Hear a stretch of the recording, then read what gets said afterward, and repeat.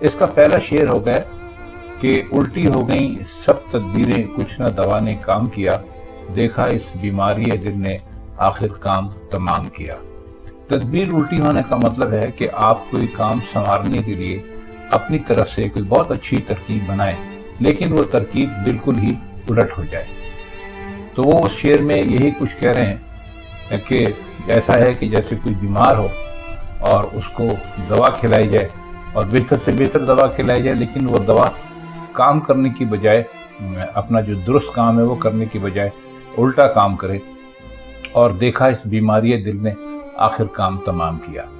اب بیماری دل سے ان کی مراد یہ آج کل کا ہارٹ اٹیک نہیں ہے، بلکہ عاشق جب بیماری دل کی، شاعر جب بیماری دل کی بات کرتے ہیں تو ان کا مطلب ہوتا ہے عشق کی بیماری۔ تو وہ یہ کہہ رہے ہیں کہ ہم نے اس عشق کو ٹالنے کے لیے، اس سے جان چھڑانے کے لیے ہم نے بہت ساری ترکیبیں کی، بہت ساری تدبیریں کی، لیکن کوئی ترکیب اور کوئی تدبیر کام نہ آ سکی۔ دوا سے مراد ان کی یہاں پر ترکیب اور تدبیر ہے۔ اور وہ کہتے ہیں کہ عشق کا روگ ایسا روگ ہے کہ ایک مرتبہ لگ جائے تو پھر انسان کی جان چھوڑتا نہیں ہے اور ہمیشہ انسان کو اپنے آپ میں مبتلا کر کے رکھتا ہے۔ اگلا شعر ہے کہ عہد جوانی رو رو کاٹا، پیری میں لی آنکھیں موند،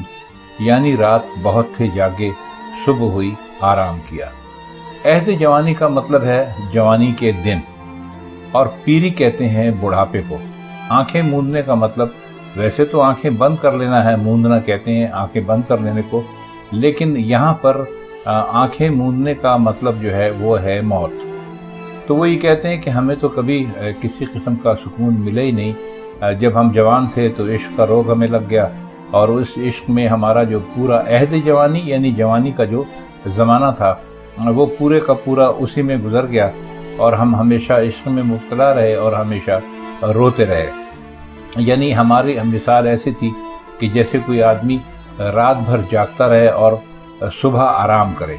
رات بھر جاگنے سے مطلب ہے کہ وہ تکلیفیں، وہ دنیا بھر کی مصیبتیں اور صعوبتیں جو کہ وہ اٹھاتے رہے، اور صبح ہوئی آرام کیا کا مطلب یہ ہے کہ جب صبح ہوئی آرام کیا یعنی کہ جب زندگی ختم ہو گئی اور موت آ گئی، تو یوں سمجھیے کہ ہم ایک طرح سے آرام کرنے کے لیے چلے گئے، اور کیونکہ ہماری تو نوجوانی قابل ذکر گزری تھی، بہت اچھی گزری تھی، اور بوڑھے ہوئے تو موت نے ہم کو آن لیا، تو ایک طرح سے ہم ہمیشہ پریشانی میں رہے، اور اس کا علاج صرف موت تھا،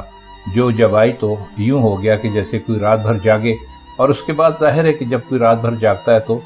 صبح کو آرام کرتا ہے، یعنی اپنی نیند پوری کرنے کی کوشش کرتا ہے۔ تو اس کو انہوں نے اسی کی طرف اشارہ کر کے یہ مثالاً یہ بات کی ہے، یعنی صبح ہوئی آرام کیا، مطلب یہ ہے کہ یہ ایسا ہے، ساری زندگی عشق میں ایسے گزر گئی،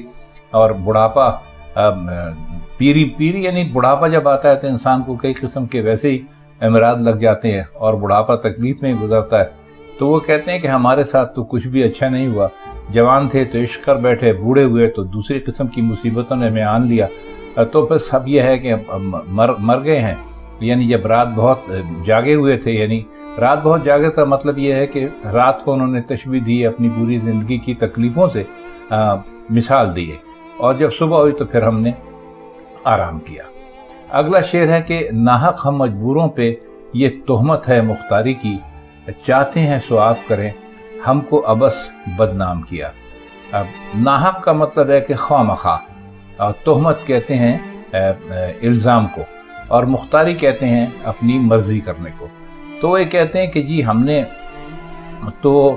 ساری زندگی آپ نے ہمیں ایسا بنایا تھا۔ اس شعر میں آپ اس کو حقیقی طرف بھی لے جا سکتے ہیں اور اس کو مجازی کی طرف بھی لے جا سکتے ہیں، تو ہم اس کو حقیقی کی طرف لے کر جائیں گے۔ تو وہ یہ کہتے ہیں کہ انسان جو ہے ایک مجبور محض ہے، اور اس کے اوپر یہ کہنا کہ انسان بہت مختار ہے، وہ جو اس کی مرضی ہو کر سکتا ہے، وہ تو ایسا نہیں ہے۔ انسان ایک بہت ہی محدود اور مخصوص سے دائرے میں زندہ رہ سکتا ہے اور زندہ رہتا ہے۔ تو وہ کہتے ہیں کہ ہم پر تو یہ الزام ہی ہے کہ ہم انسان جو ہیں اپنی مرضی کی زندگی گزارتے ہیں۔ ہوتا یہ ہے کہ جو آپ چاہتے ہیں ہوتا ہے وہی، اور ہم کو آپ نے خواہ بدنام کر رکھا ہے اس سلسلے میں یہ کہہ کے کہ انسان جو ہے بہت مختار ہے، وہ اپنی مرضی کے مطابق سب کچھ کر سکتا ہے۔ دراصل یہاں انہوں نے اشارہ انسان کی تقدیر کی طرف بھی کیا ہے، کیونکہ हम ये कहना है और सुना यही है हमेशा कि अल्लाह मियाँ जब इंसान को ज़िंदगी में देकर किसी भी आदमी को जो पैदा होता है दुनिया में भिजवाते हैं तो वो एक तरह से उसकी तकदीर लिख देते हैं, और चूँकि तकदीर अल्लाह की तरफ से लिखी जाती है तो उसके सारे मामला हमेशा से अल्लाह के हाथ में रहते हैं। तो कहते हैं कि जी जो आप चाहते हैं वो करते हैं, हम तो खामखा बदनाम है इस मामले में कि इंसान अपनी मर्जी कर सकता है। इंसान के हाथ में कुछ भी नहीं है, जो कुछ है कुल मालिक कायनात का अल्लाह उसके हाथ में है।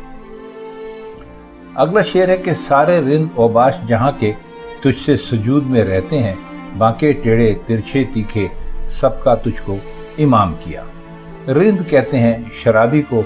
ओबाश कहते हैं छचोरे को, या जो आदमी बदमाश कह लीजिए से, सुजूद कहते हैं सजदा करने को, और बांके टेढ़े तिरछे तीखे, आपको इन सारे अल्फाज के माने पता हैं, ये आदमियों के लिए इस्तेमाल किए गए। वो आदमी जो शरीफ आदमी ज़िंदगी नहीं गुजार सकते उनको रिंद भी कहते हैं, ओबाश भी कहते हैं, और बांके टेढ़े तिरछे तीखे ये सब कुछ कहते हैं। तो वो कहते हैं कि वो कोई भी हो, दुनिया भर के इंसान कैसा ही टेढ़ा क्यों ना हो, बदमाश क्यों ना हो, वो हर किस्म की बुराइयां उसके अंदर हो मौजूद हों, लेकिन वो आखिर एक वक्त आता है कि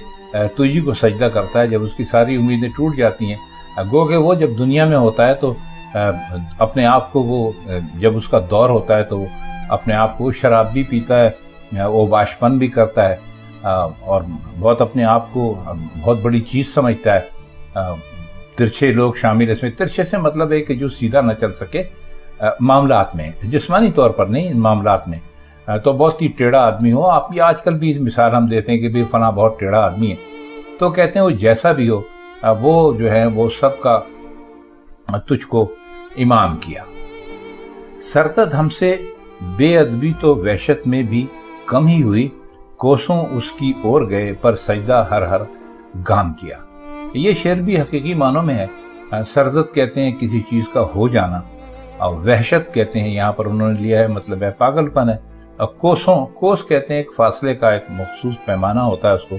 अब इस्तेमाल नहीं होता, मीर के ज़माने में इस्तेमाल होता था। और गाम कहते हैं कदम को।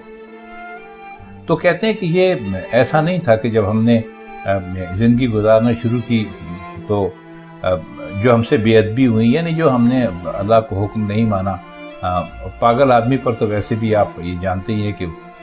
पागल आदमी तो कुछ भी कर सकता है, उसको इबादत से या रियाजत से क्या मतलब होता है। तो वो कहते हैं कि हम जब पागल थे तो उस वक्त भी यानी वहशत में थे, जब हमने इश्क किया और हम वहशत में हो गए और सहरा और जंगल और दश्त में घूमने लगे, तो हमने उस वक्त भी बेअदबी हमने बिल्कुल नहीं की, यानी बहुत उसकी तरफ हम गए, बेअदबी की तरफ गए, लेकिन हमने सजदा हर हर गाम किया। देखिए हम इसको हकीकी मानों में ले रहे हैं, इसको मजाजी मानों में ले तो इसके फिर दूसरे ही माने निकलते हैं। बहरहाल हम इसको हकीकी मानों में लेंगे तो वो ये कहते हैं कि अल्लाह को ही बता रहे हैं कि हमने कभी ऐसा नहीं किया कि हम अपनी वहशत में या हम अपनी दीवानगी में हम तुझे भूल गए हों, हमने तुझे याद रखा। ज़ाहिर है सजदा तो अल्लाह ही को किया जाता है, तो वो इसी कह रहे हैं कि हमने सजदा जब भी किया तेरी ज़ात को किया, हर चंद के हम दीवानगी के आलम में रहे तब भी हमने यही किया। अगला शेर है, किसका काबा कैसा किबला, कौन हरम क्या एहराम, कूचे के उसके बाशिंदों ने सबको यहीं से सलाम किया। कूचे के बाशिंदों से मुराद उनकी है वो लोग जो अल्लाह को मानते हैं। तो कहते हैं कि वो उनको इससे कोई मतलब नहीं होता कि वो काबा कहाँ पर है और किबला कौन सा है, हरम क्या है, और एहराम हज के मौके पर बांधा जाता है या उम्रे के मौके पर बांधा जाता है। तो वो कहता है कि वो हम इन सारी चीज़ों की बहुत ज़्यादा ज़रूरत महसूस नहीं करते। कूचे के उस बाशिंदों ने सबको यहीं से सलाम किया। हम इस माने में ले रहे हैं, इसके एक दूसरे माने भी निकलते हैं जो हम इसके हम जब माने करेंगे दूसरे, अगर हम इसके मजाजी माने करें तो फिर ये اس کا دوسرا مطلب نکلتا ہے، لیکن ہم یہاں اس وقت اس کے مجازی معنی نہیں کر رہے ہیں، حقیقی معنی کر رہے ہیں۔ اور یہاں بھی اس شعر میں بھی ان کے کوچے کے باشندوں نے سب کو یہیں سے سلام کیا، یہ تو ہے اس کا حقیقی۔ اگر آپ مجازی لیجئے تو وہ یہ کہتے ہیں کہ جی جب ہم عشق میں پڑ گئے اور ہم نے بت ایک طرح سے یہ شاعر ہمیشہ اپنے محبوب کو کہتے ہیں، تو وہ کہتے ہیں کہ جب ہم نے اس میں عشق کرنا شروع کر دیا تو کون سا کعبہ اور کون سا قبلہ اور کون سا احرام اور کون سا حرم، تو کوچے کے باشندوں نے یعنی جو عشق کے کوچے کے رہنے والے تھے، یعنی جو عاشق لوگ تھے، انہوں نے سب کو یہیں سے سلام کر دیا کہ بھئی ہمارا آپ سے کوئی تعلق نہیں ہے، ہمارا جو بھی تعلق ہے وہ اپنے محبوب سے ہے۔ شیخ جو ہے مسجد میں ننگا، رات کو تھامے خانے میں، جبہ خرقہ کرتا ٹوپی مستی میں انعام کیا۔ کہتے ہیں کہ یہ شراب ایک ایسی بری چیز ہے۔ شیخ ایک اصل میں اردو میں ایک استعارہ بنا لیا گیا ہے، شیخ نیک آدمی کو کہتے ہیں، اچھا آدمی ہوتا ہے اس کو کہتے ہیں، اور اس کا تعلق ہمیشہ مسجد سے کہتے ہیں۔ تو کہتے ہیں کہ جو شیخ رات کو مسجد میں تھا وہ رات کو میخانے میں ننگا تھا۔ ننگے سے مراد یہاں پر آپ یہ نہ لیجئے کہ شیخ نے اپنے کپڑے اتار دیے تھے، وہ یہ کہتے ہیں کہ وہ جب شراب پی لی تو وہ اول فول بکنے لگا اور لوگوں کے سامنے اس کا ایک دوسرا روپ آیا کہ ظاہر ہے مسجد میں جب وہ بات کرتا تھا تو وہ اور طریقے ہوتا تھا بات کرنے کا، اور جب انہوں نے وہاں پر بات کی، شیخ صاحب نے شروع کی، تو ان کی ساری گفتگو سامنے آئی اور تب پتہ چلا کہ ان کا ایک رخ یہ بھی ہے، تو اس کو انہوں نے ننگا ہونے سے تشبیہ دی ہے۔ جبہ خرقہ کرتا ٹوپی مستی میں انعام کیا۔ جبہ بھی آپ جانتے ہیں، خرقہ بھی، جو بزرگ کسی کو اپنے طور سے اپنی کوئی قمیض یا کوئی چادر یا کچھ دیتے ہیں اس کو خرقہ کہتے ہیں، اور جبہ تو وہ ایک لمبا سا لباس ہوتا ہے جو آپ دیکھتے ہیں کہ اس ٹائپ کے مذہبی ٹائپ کے لوگ وہ پہنتے ہیں۔ تو کہتے ہیں مستی میں انعام کیا، مطلب کہنے کا ان کا یہ ہے کہ شیخ صاحب اس قدر شراب پی کے میخانے میں تھے تو وہ اس قدر وہ مست ہو گئے کہ انہوں نے اپنا سارا کچھ اتار کے، جو کہ ان کی نشانیاں تھیں ان کی پاکیزگی کی یا ظاہری طور پر جیسے وہ نظر آتے تھے،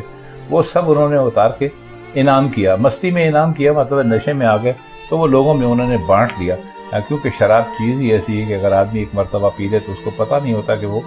کیا کر رہا ہے۔ اب اس کا اگلا شعر دیکھیے، بلکہ اس کا آخری شعر جو ہمارے پاس ہے وہ ہے: میر کے دین و مذہب کو اب کیا پوچھتے ہو، ان نے تو قشقہ کھینچا، دیر میں بیٹھا کب کا ترک اسلام کیا۔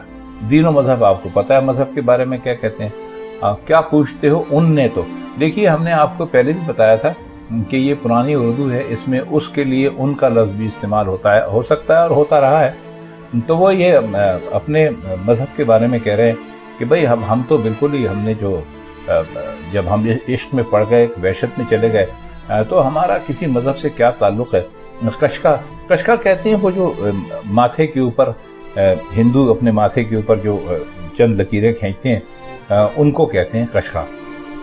دیر میں بیٹھا یعنی بت خانہ، دیر کہتے ہیں بت خانے کو۔ کب کا ترک اسلام کیا، ترک کہتے ہیں چھوڑ دینے کو۔ تو کہتے ہیں کہ اب میر جو ہے وہ اس کے، آپ یہ سمجھ رہے ہیں کہ وہ مسلمان ہے، تو وہ کسی طور مسلمان ہے ہی نہیں، اس نے وہ سارے انداز اختیار کر لیے ہیں جو غیر مسلموں کے ہوتے ہیں۔ وہ ماتھے پر اپنے اس نے وہ قشقہ بھی کھینچ لیا ہے، وہ ہر وقت بت خانے میں پایا جاتا ہے، اور اس کا اب تو مذہب سے کوئی تعلق ہی نہیں ہے، اس نے مذہب تو بہت عرصہ ہوا چھوڑ دیا ہے۔ یہ بہت مختصر سی تشریح ہے جو ان اشعار کی ہم نے آپ کی خدمت میں پیش کی، اور کچھ مشکل الفاظ کے معنی بھی کیے۔ تو خواتین حضرات، بس آج کی جو میر کی غزل تھی، یہ چونکہ مشہور غزل ہے تو ہم نے اس لیے اس کا انتخاب کیا، اس کے اشعار کچھ مشہور ہیں تو وہ ہم نے آپ کی خدمت میں پیش کر دیا۔ اگر آپ میر کی کسی اور غزل کی کوئی تشریح چاہتے ہوں تو وہ غزل ہمیں لکھ بھیجیے، ہم انشاءاللہ اس کی تشریح آپ کی خدمت میں ضرور پیش کر دیں گے۔ تو بس آج کے لیے اتنا ہی۔ تو میر کی کسی اور غزل کی مشکل الفاظ کے معنی اور تشریح کے ساتھ ہم آپ کی خدمت میں پھر حاضر ہوں گے۔ تب تک کے لیے خدا حافظ۔